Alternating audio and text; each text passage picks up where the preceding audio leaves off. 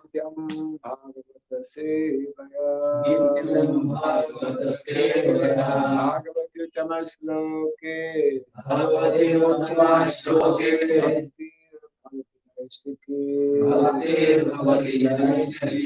by regularly hearing the Srimad Bhagavatam and by rendering a service unto the pure devotee, all that is troublesome within the heart becomes destroyed practically to nil, and loving devotional service unto the Supreme Lord, whose praise with transcendental songs becomes established as an irrevocable fact.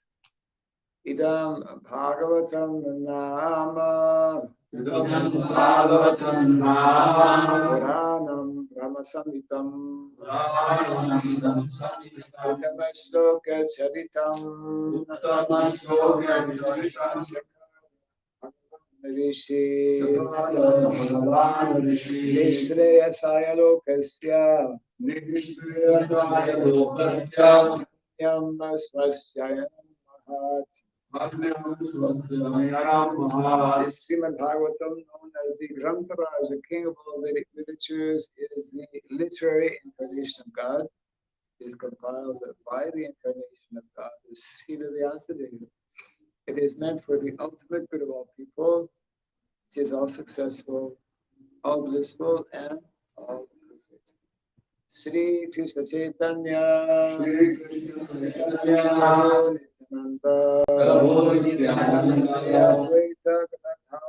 Shri Advaita Gadadhara, Shri Vasadi Gaura Bhakta Hare Krishna, Hare Krishna, Hare Krishna, Hare Krishna, Krishna Krishna, Hare Hare, Rama Hare Rama, Hare Rama, Hare Rama, Rama Rama, Hare Hare. Om Bhagavate Vasudevaya. Om Namo Bhagavate Vasudevaya. Om Namo Bhagavate Vasudevaya. Om Namo Bhagavate Vasudevaya. Om Namo Bhagavate Vasudevaya. Om Namo Bhagavate Vasudevaya. Om Vasudevaya. Om Vasudevaya Namaha. Om Vasudevaya Namaha. Om Vasudevaya Namaha. Om Vasudevaya Namaha. Om Vasudevaya Namaha. Vivasanam Prabhu Nagayate Yatriva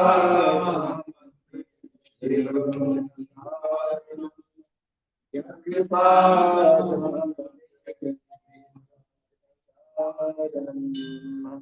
Hare Krishna.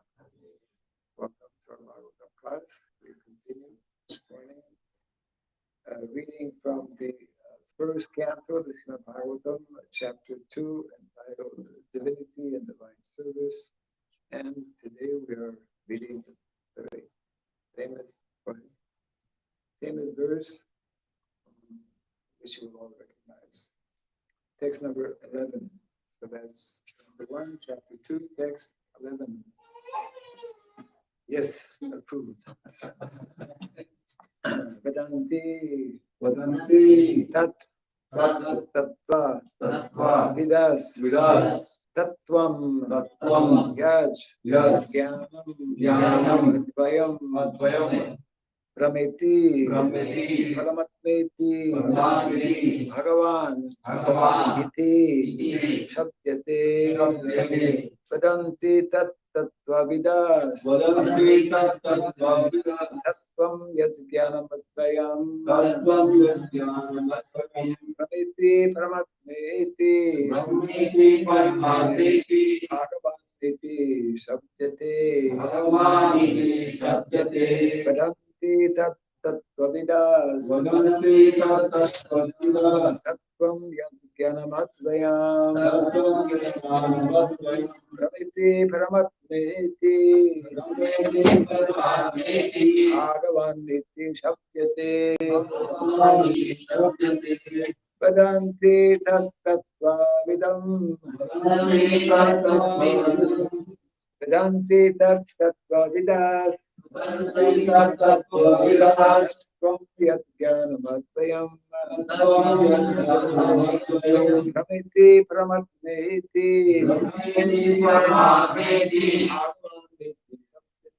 Bhagavan iti sabdate. Vadanti tattvavidas. Vedanti tattvavidas. Tvam yat jnanamadvayam.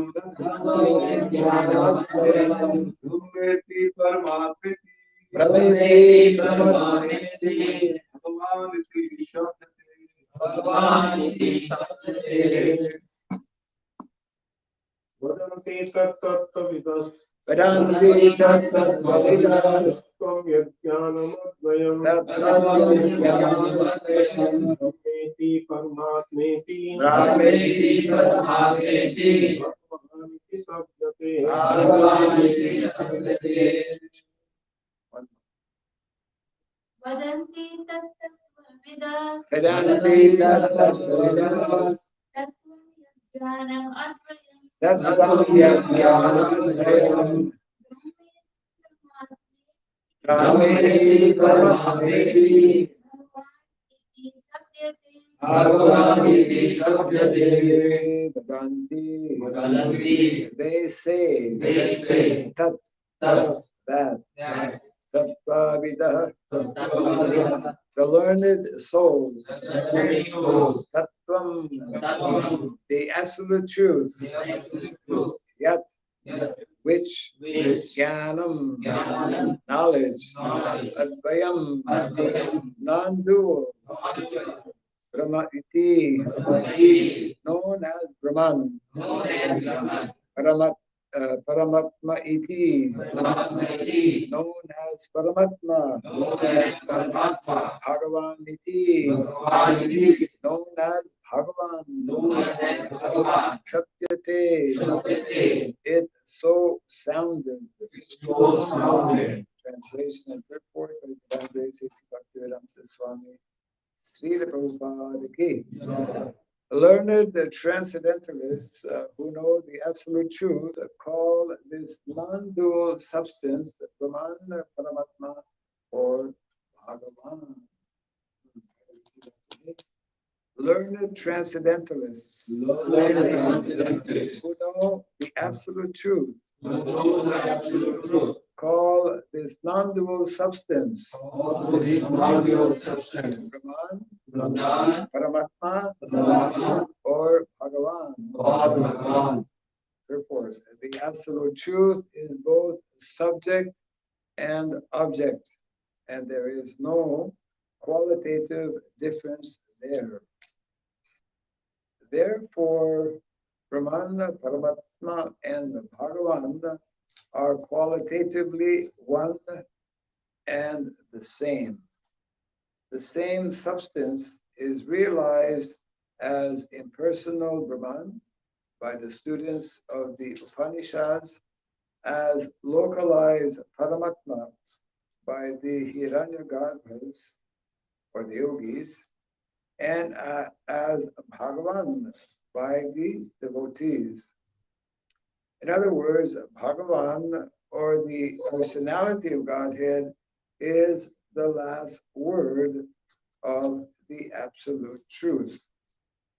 Paramatma is the partial representation of the personality of Godhead, and impersonal Brahman is the glowing effulgence of the personality of Godhead, as the sun rays are the sun, as the sun rays are to the sun god.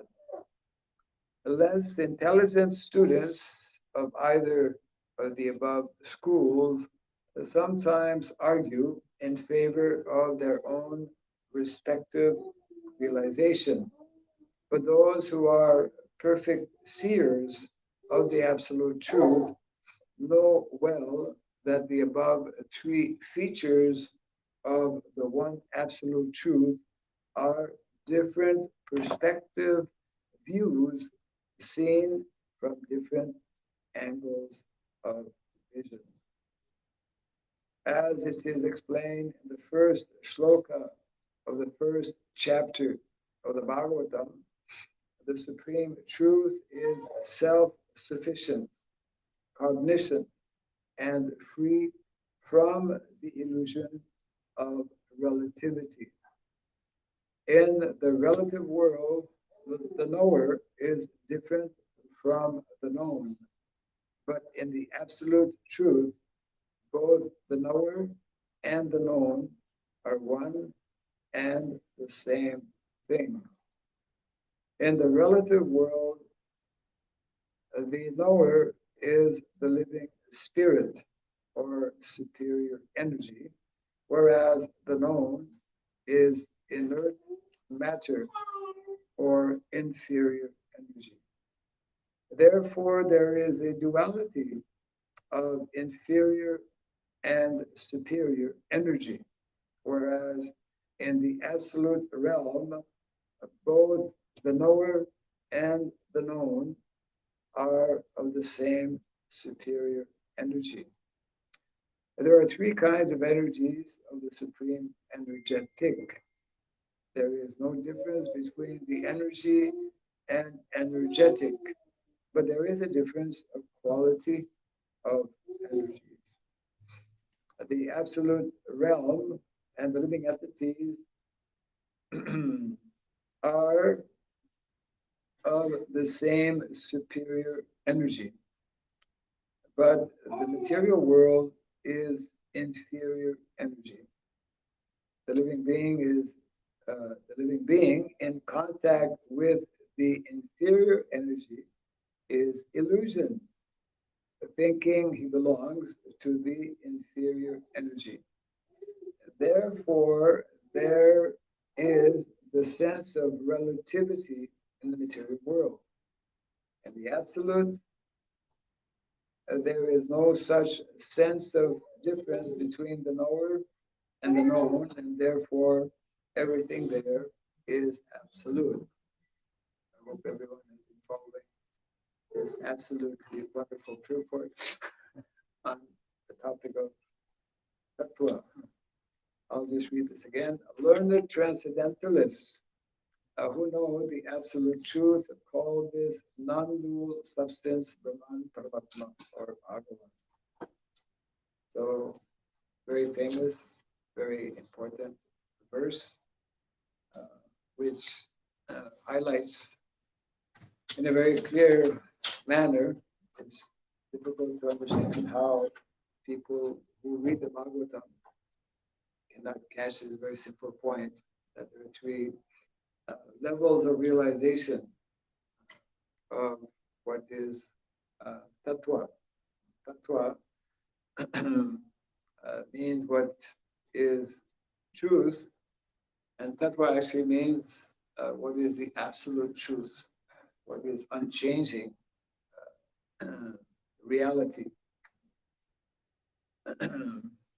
Our Vaishnavacharyas have very nicely elaborated on the subject matter of tattva because it's vital importance. In particular, we have two of our foremost acharyas who have written extensively on the subject matter of tattva. Who are those two personalities? I mean, many of our acharyas have written, but two stand out. Yeah, Jiva Goswami and Srila Bhaktivinoda Thakur. Yeah, Srila Jiva Goswami and his Sat Sandarbha. Sat Sandarbhas are very elaborate description, explanation of the subject matter of tattva. The beginning being tattva sandarbha. Sat sandarbha begin with tattva sandarbha and end in priti sandarbha, and they cover what Chaitanya Mahaprabhu has nicely given in a nutshell, the philosophy of Achinta Veda Veda Tattva. We really do deal with the subject matter of tattva, and it's the most important. And it is broken down also in three features in terms of sambandha, abhideya, and prayojana. Sambandha gyan, abhideya gyan, and prayojana gyan. We refer to sambandha, the science of the science of identity or the knowledge of identity, also relationship. Once we know our identity, once we know who we are, then we can understand how to relate and interact with other people, with the material nature, with ultimately with Krishna, isn't it? Sambandha. It is the beginning actually of proper knowledge. It is the beginning of proper understanding. And until one comes to that first level, one remains bewildered in the material world. The vast majority of people in Kali Yuga are not having the basics of who they are and what this material world is all about. So Sambandha is the beginning of knowledge. And once that is known, then Abhideya means the activities, proper activities. We will understand what to do, how to act. And this will ultimately, of course, lead us to the perfectional stage, prayojana, which means what is the ultimate goal or destination in life. So the Sat Sandarbhas, the first four Sandarbhas actually deal with Sambandha. The fifth one deals with Abhideya, and the sixth one, the last one, deals with Prayojana. Prayojana being, it's called Priti Sandarbha, the culmination of all knowledge, the perfectional stage of all activity, bringing us to Krishna Prema, developing our love for Krishna. Srila Bhaktivinoda Thakur, who is also referred to because he wrote very extensively, he is known as the seventh Goswami, isn't it? So it means he is continuing, he is fully, completely in line with the six Goswamis of Vrindavan.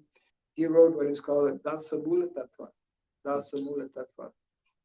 Anyone has read Dasamula Tattva? Anyone knows about this? It's a small book actually. The Srila Bhaktivinoda Thakur, he wrote like over 100 books. Very, very.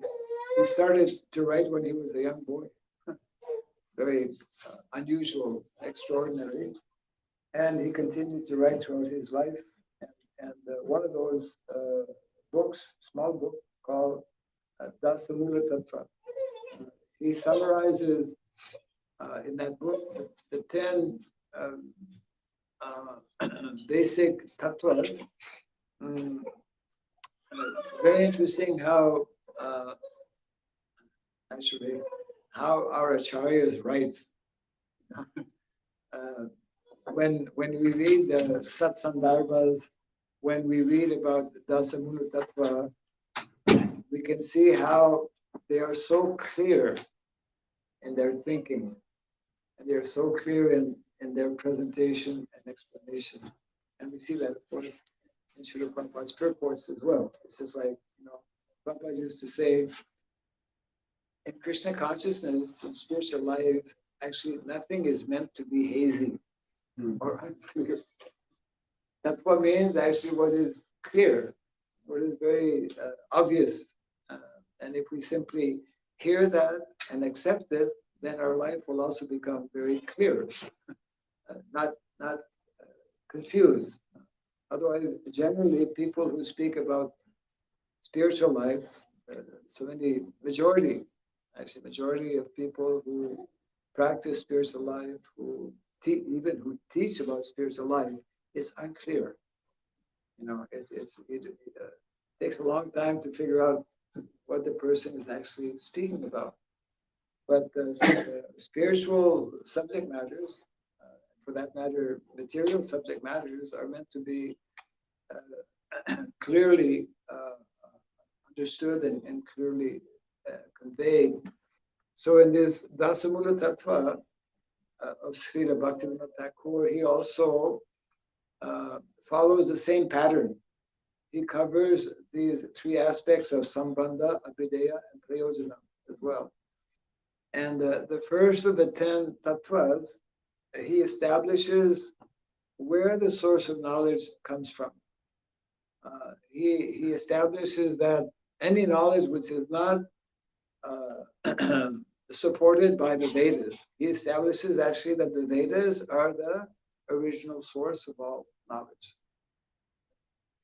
And whatever we may claim or present as knowledge, if it is not in line with or supported by the Vedic knowledge, then it is not accepted.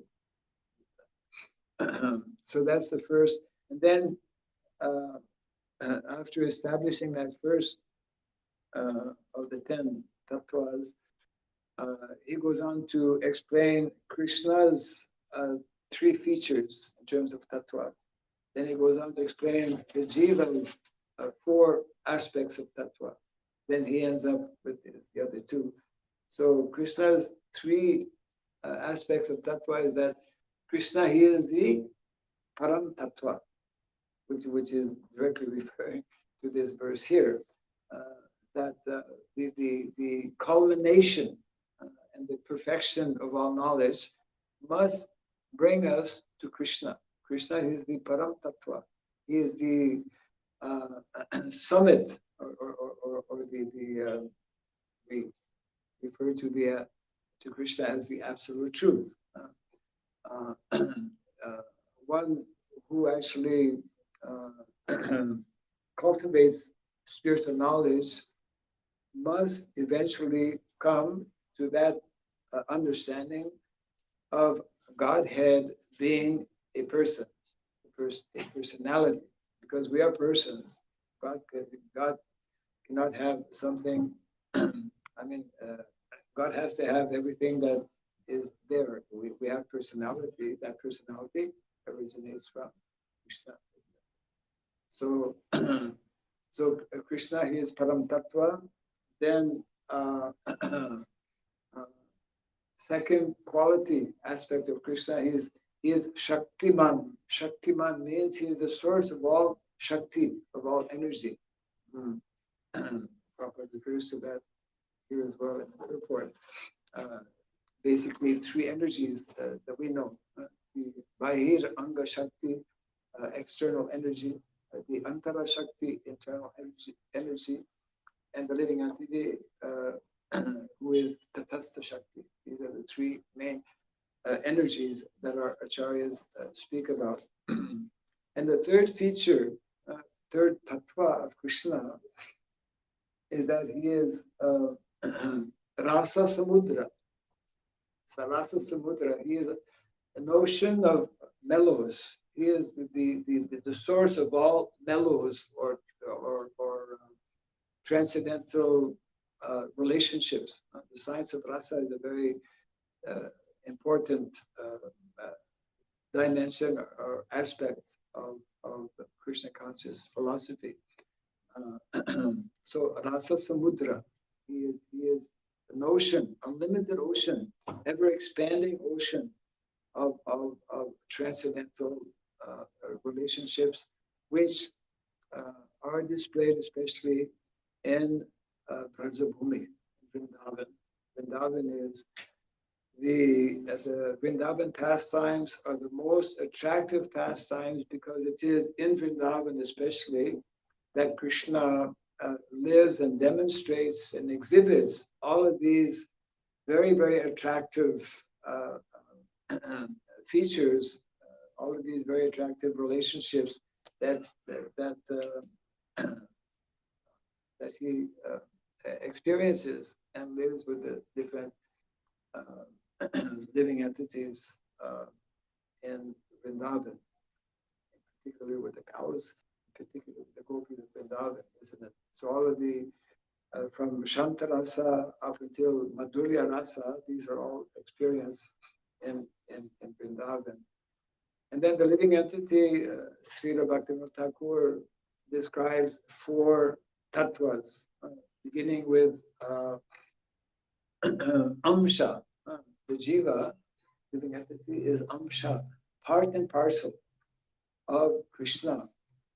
Mamai Vangsho Jiva Loke Jiva Bhuta Sanatana. Eternally, he is, living entity is eternal and eternally amsha, part and parcel, which is the proper understanding. The amsha never becomes the purusha or the supreme whole. The part remains part. We are eternally part and parcel of the supreme personality of Godhead. Now, the second feature or aspect of the jiva is that those jivas, those living entities who remain eternally in the spiritual world, they are known as mukta jiva, eternally liberated souls, mukta jiva, or we call nitya siddha, mukta jiva. Those, and then the third category, the third aspect of the jiva is that if he comes in the material world, all of us who are here in the material world, then he becomes what is called Bhatta Jiva. So there is Mukta Jiva in the spiritual world and Bhatta Jiva in the material world. Fortunately, this Bhatta Jiva can, by taking up to the process of Krishna consciousness, can also become, even within the material world, Mukta Jiva. That is the potency of the what we call Daivi Prakriti, or the internal energy of the Lord. That's what Krishna consciousness is all about. To take shelter of that internal energy, which actually belongs or originates from the spiritual world. And although we are living in the kingdom of Maya, the kingdom of the external energy, Krishna comes in this material world to give us this knowledge, transcendental knowledge, and transcendental process. So that is the third feature or aspect or tattva of the jiva. And the fourth one is called, referred to as Veda, this Achinta Veda, Veda tattva, Veda Aveda. We are in quality same as Krishna. We are also Satchit Ananda, Vigraha. We are also eternal. We are also Chit, full of knowledge. And Ananda, we also have that feature of happiness or eternal happiness, ever increasing happiness when we agree to live on that spiritual platform as spirit souls. But Aveda, we are also different in that we never become Krishna and we remain Amsha, part and parcel. So Veda, Aveda. Those are the four features of the jiva. And then, so that brings us to the already 8 of the tattvas explained in the Dasamula tattva of Srila Bhaktivinoda Thakur. And the remaining 2, the 9th one is referring to Abhideya Gyan, which where Srila Bhaktivinoda Thakur describes the 9 processes of bhakti. In other words, once we understand our identity, sambandha, then we can act accordingly, isn't it? Then we know how to relate with other living entities. We know how to relate with nature. We know how to relate with Krishna also. And the more we perfect those relationships, then we will achieve the final goal and destination, which is the 10th tattva described by Srila Bhaktivinoda Thakur, which deals with prayojana jnana, which is the development of pure love of Krishna, isn't it? Which corresponds to Srila Jiva Goswami's Priti Sandarbha. Priti means love, developing our love for Krishna. So Prabhupada, therefore, in the mood and in line with all of our acharyas, explains how anyone who doesn't have this understanding, and after taking to spiritual life doesn't reach this level of Krishna Stu Bhagavan Swayam, knowing that the supreme absolute truth, supreme Godhead is Krishna personality, then such a person is cannot be successful in life, and such a person therefore it will still remain caught up in the world of dualities that is mentioned here, world of duality. And also this other verse is there explaining how Bhukti Mukti Siddhi Kami Sakale Ashanta Krishna Bhakta Niskama Atayavasanta. Only those who actually come to this proper understanding or realization can actually be peaceful and happy. Others are, because of their connection, either gross or subtle. Karmis, they are grossly connected and attached to sense gratification. Others are attached in a more subtle way to sense gratification. Gyanis, people, I noticed this especially when I was in a place called Yogyakarta. Yogyakarta is halfway between, it's in Indonesia. It is the known as the student city of the country Indonesia, because they have like over 100 universities in that city, big ones and small ones, and it's full of Gyanis. They constantly have like different seminars, and they're very expert. They make beautiful banners, and it's like, they just love attending seminars. Those who are like more intellectual, it's like that's their sense gratification. They just love to talk and to write and to, where's the next seminar? They can't live without seminars. They love to be invited to seminars. They'll go all the way across the world to attend a seminar. Oh, I attended this seminar. I presented this paper. It's like they derive great satisfaction by doing that, but it's sense gratification, because it's like my name appeared in this journal, They're after recognition, fame, prestige, honor. This is all sense gratification. Actually, it is subtle sex life.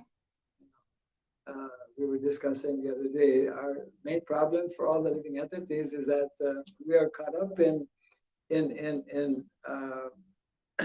trying to satisfy our senses due to false ego, not knowing that actually the real satisfaction will come for us when we know our real identity as eternal servants of Krishna and just try to satisfy Krishna or try to please Krishna.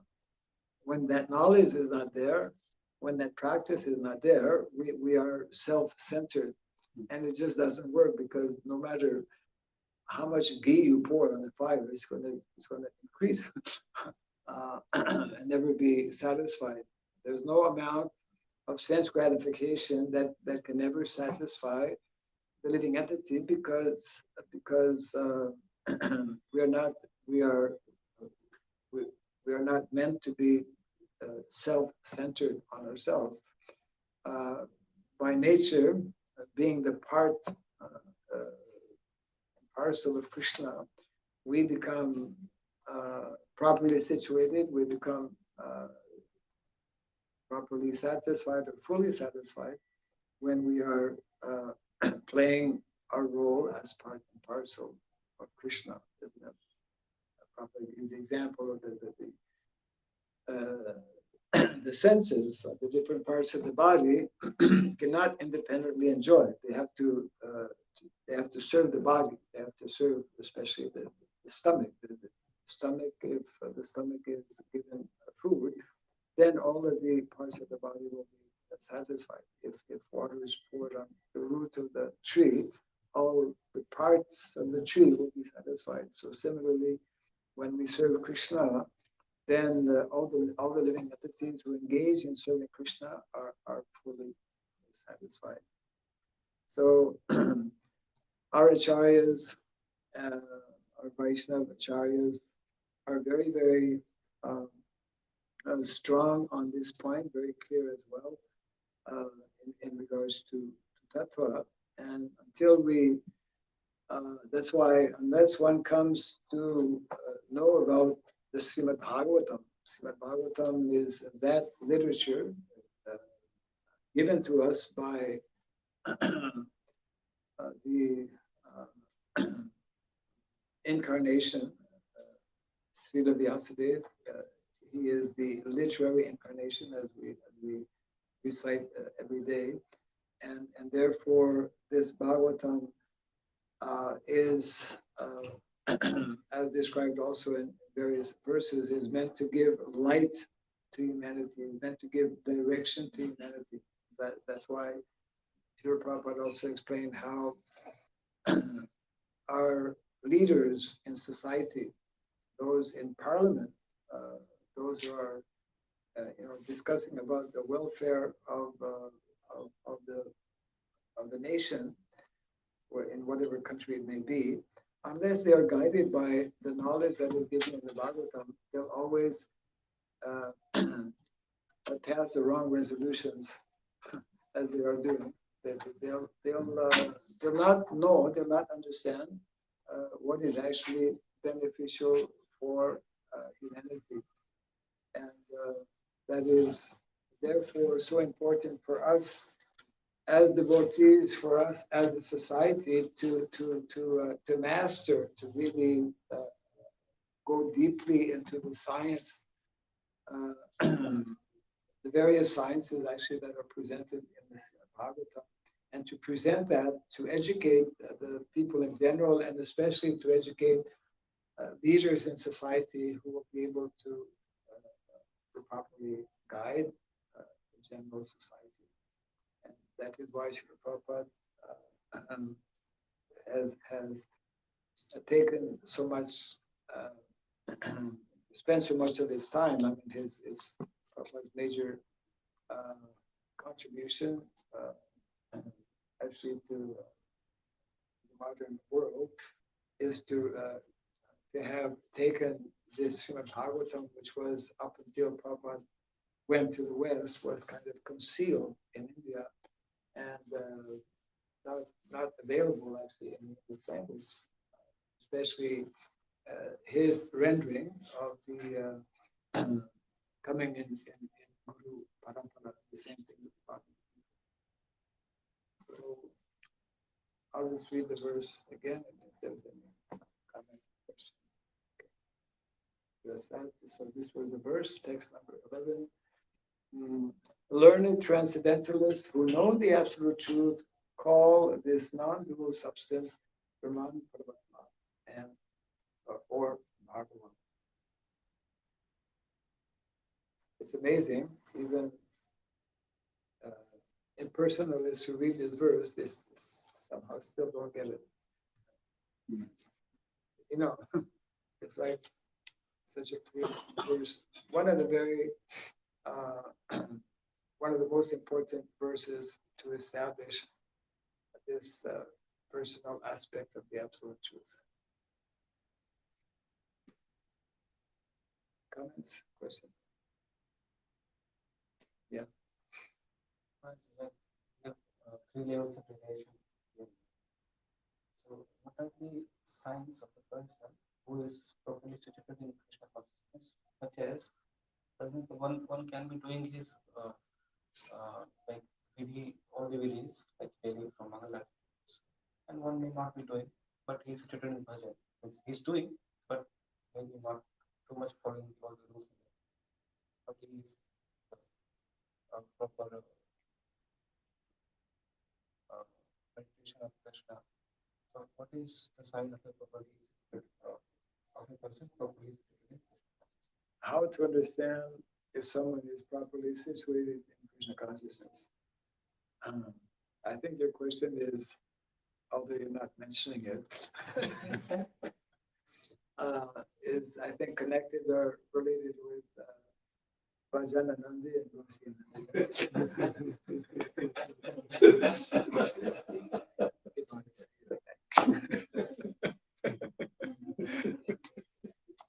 So it's an interesting question and an important question as well. Bhajan Anandi, there are two types of devotees that are described and that are always there. Bhajan Anandi means those devotees who are especially focused on performing their individual personal bhajan. Whereas Gosi Anandi are those who are primarily focused on preaching the mission, preaching the philosophy of Krishna consciousness. Both are bona fide. However, if we look at our more recent history, Srila Bhaktivinoda Thakur, who is described as the pioneer, as we know, for introducing Krishna consciousness in the world, because he's the first one, actually, of the recent Vaishnavacharyas who was meditating on how this knowledge, this supreme knowledge that is there, especially in the Bhagavatam, in the Vedas in general, can be distributed all over the world. And so he was the first one to actually, because he knew English, began to translate some of this knowledge, some of these literatures.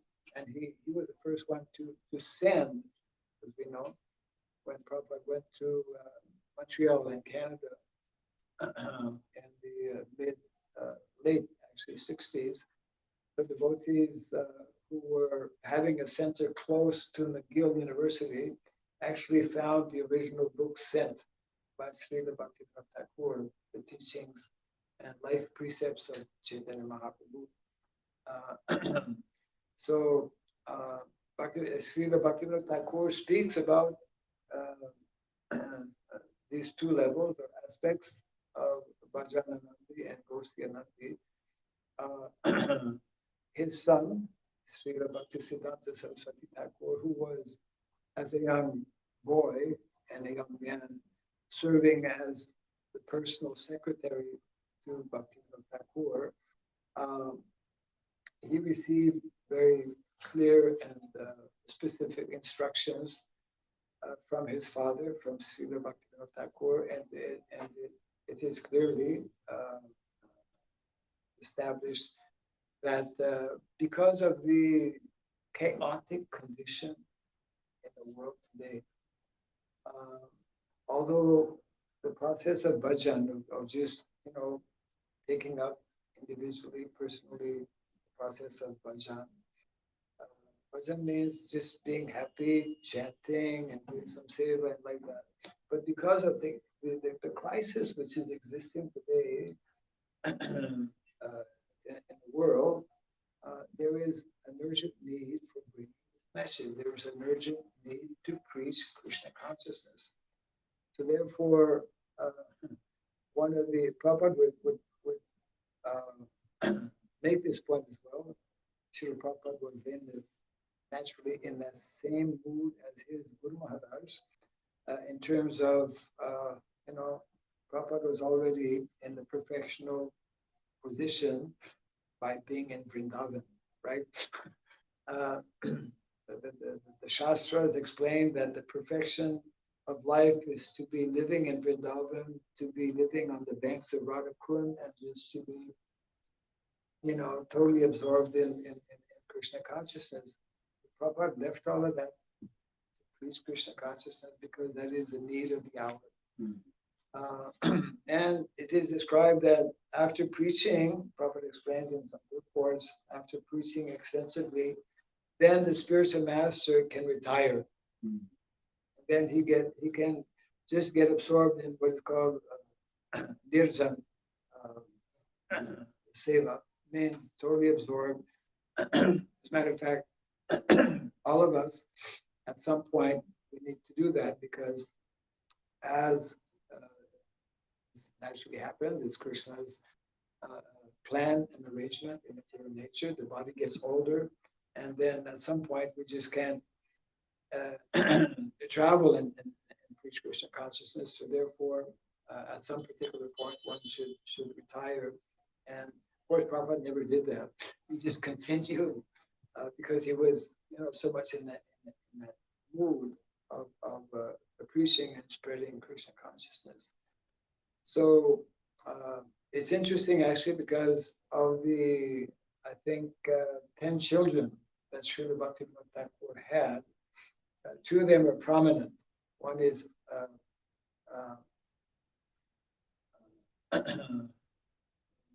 Bimal Prasad, was Bhaktisiddhanta Saraswati Thakur name, and Lalit Prasad.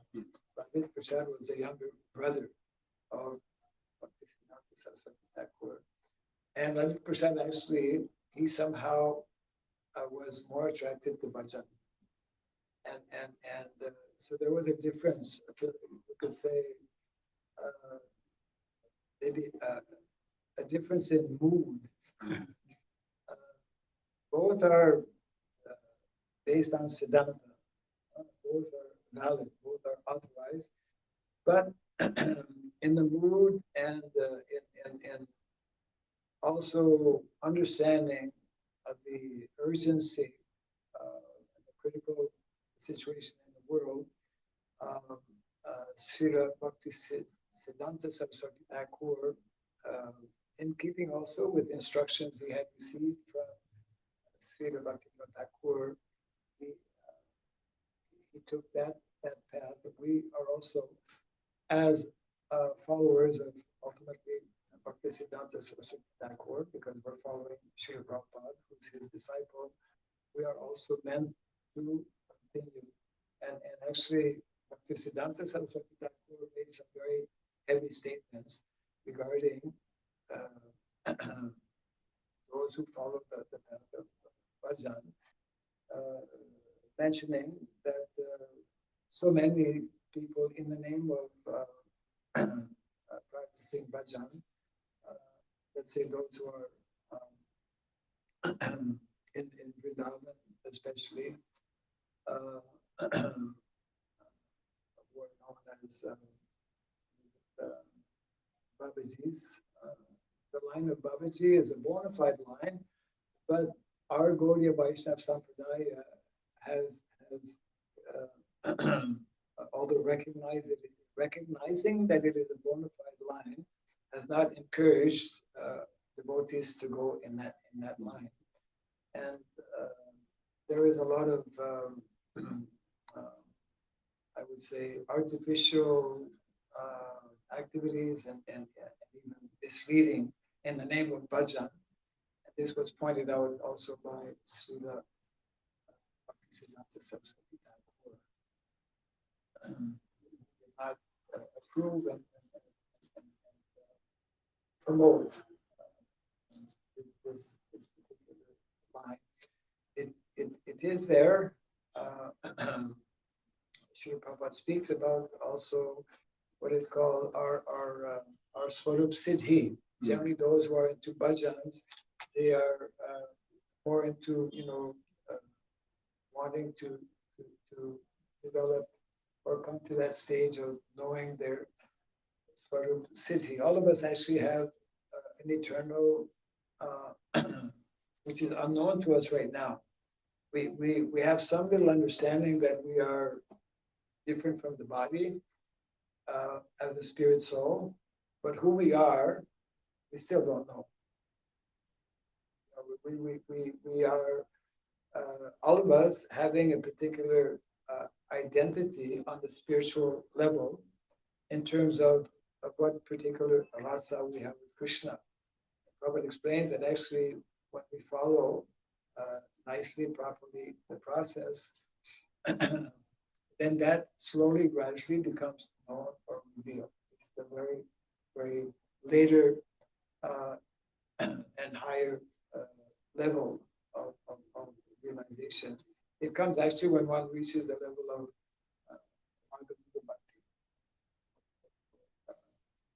Bhava Bhakti. So these are all explained actually in detail in the Nectar of Devotion. That's why Prabhupada explains how devotees should very much concentrate on studying and reading, continuing to read this Nectar of Devotion, because the full science of bhakti, the science of devotional service, is nicely explained.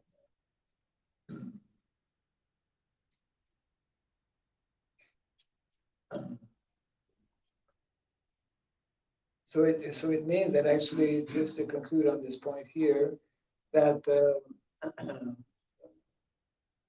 there are bona fide Babajis, but our line is not.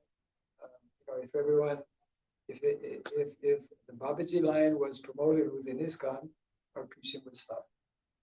And those who are Babajis are not, don't feel the need for preaching. There is an urgent need for preaching. And the simple fact that Prabhupada did that, and we see the results, that means that, this is in line also with the standing order given by Lord Chaitanya Mahaprabhu.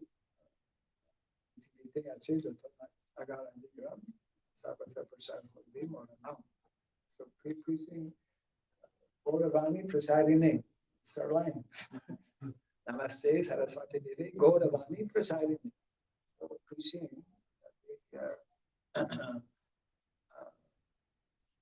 the message of Gauravani, teachings of Lord. Yes.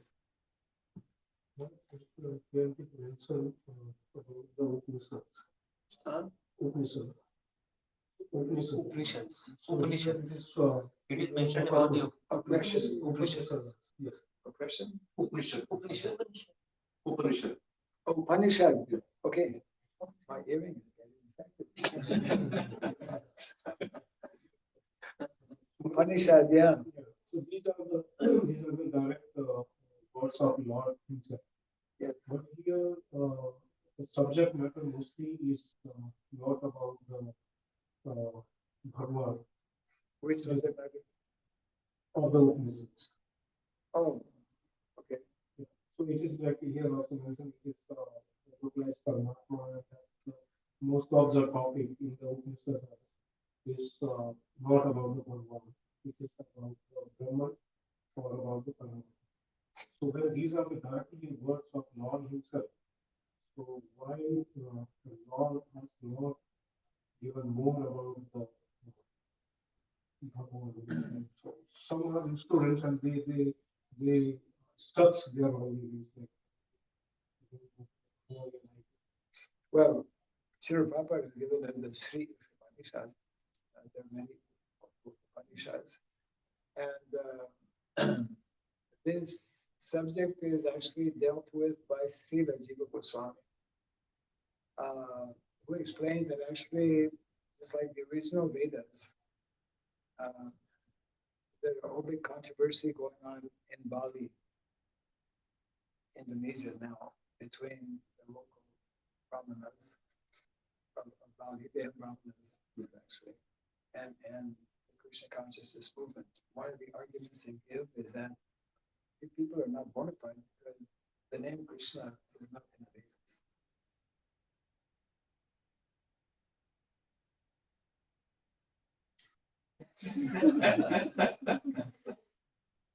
Where does Hare Krishna come from? So we need to understand, actually, number of points for example, these are also covered in, that's why this Satsandharma of Srila Jiva Goswami is very important. He mentions, Srila Jiva Goswami, that for us in Kali Yuga to understand the original Vedas, one needs to have knowledge of Sanskrit, and not any Sanskrit. There are different levels of Sanskrit. One needs to have that the highest level of Sanskrit, which is nobody knows, speaking today. And therefore, one of the important statements, which may seem somewhat initially difficult to understand or to accept, but because it's coming, it is mentioned by Srila Jiva Goswami, who is an authority. So he explains that actually it is more important, more relevant, more pertinent, more clear for us to hear these supplementary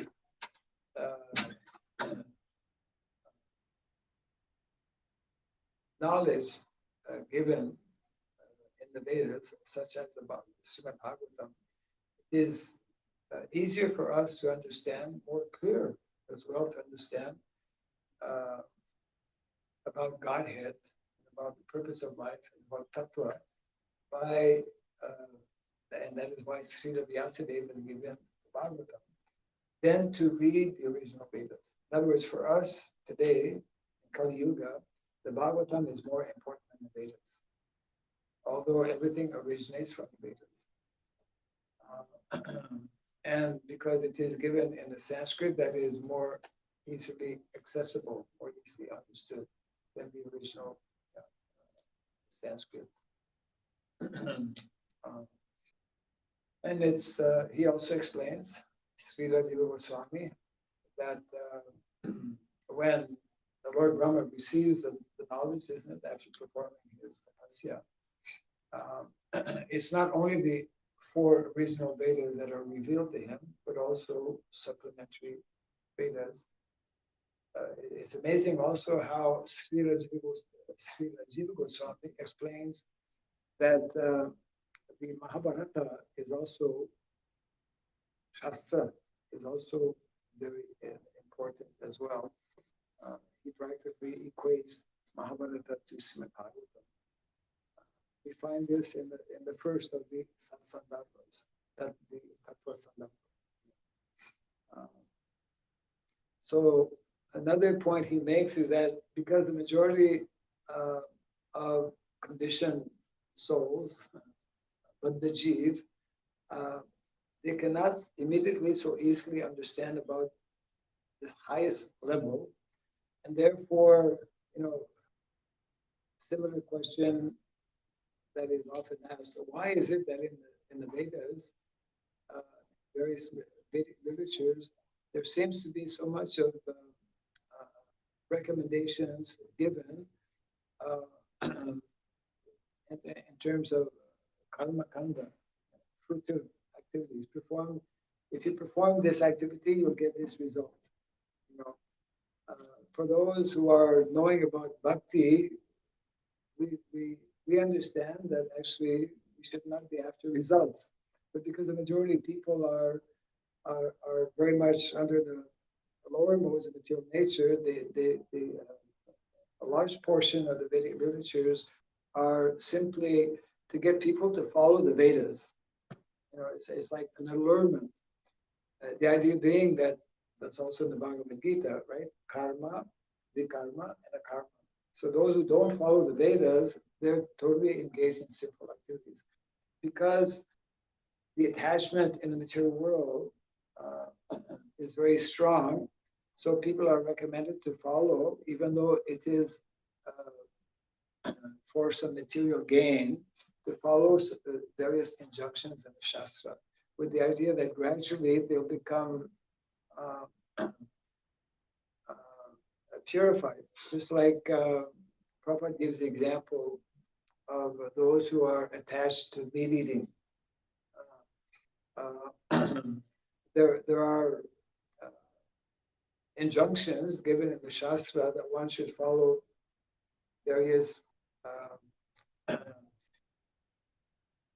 practices. In other words, in the Shastra, it mentions that those who are addicted and attached to eating flesh, that it should be done only once a month. And it should be done on a dark moon night. And the person who wants to eat, he himself should kill the animal. All of these things are there. And then when he kills the animal, he should whisper a mantra. We've heard that before, right? In the ear, saying that I'm killing you now, later on you can kill me. Well, after doing that for some time, somebody should come to their proper sense that this is not really the way to go. So, in a similar way, also, Krishna mentions in the Bhagavad Gita how this knowledge is very, very deep knowledge and very confidential knowledge. So that, in other words, the identity of Krishna, or even the very word Krishna, even the Mahamantra is not mentioned in the Bhagavatam, not even mentioned in the Bhagavatam, isn't it? Not mentioned in the Bhagavad Gita. Why are we chanting Hare Krishna?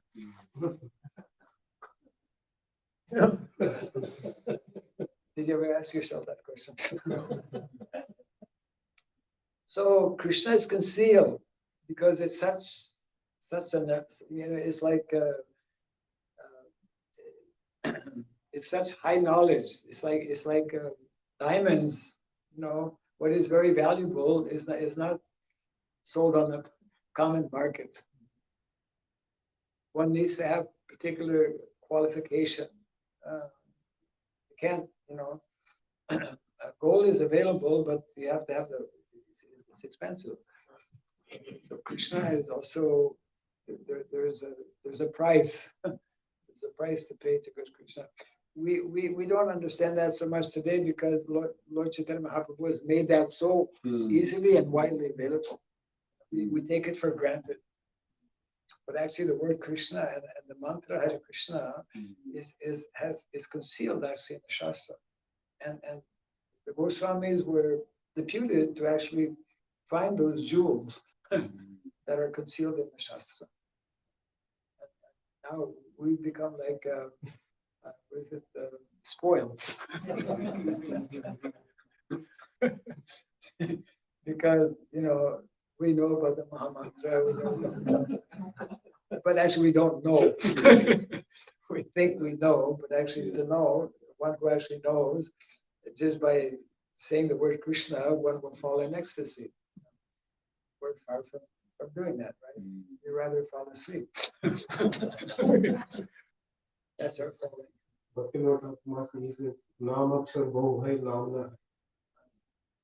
Which means? Like we are chanting so much, but the name is not there. Yeah. Yes.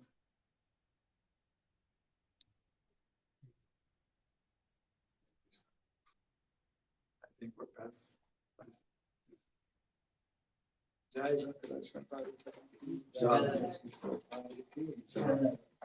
Even Lord Chaitanya Mahaprabhu mentions I have no love for Krishna.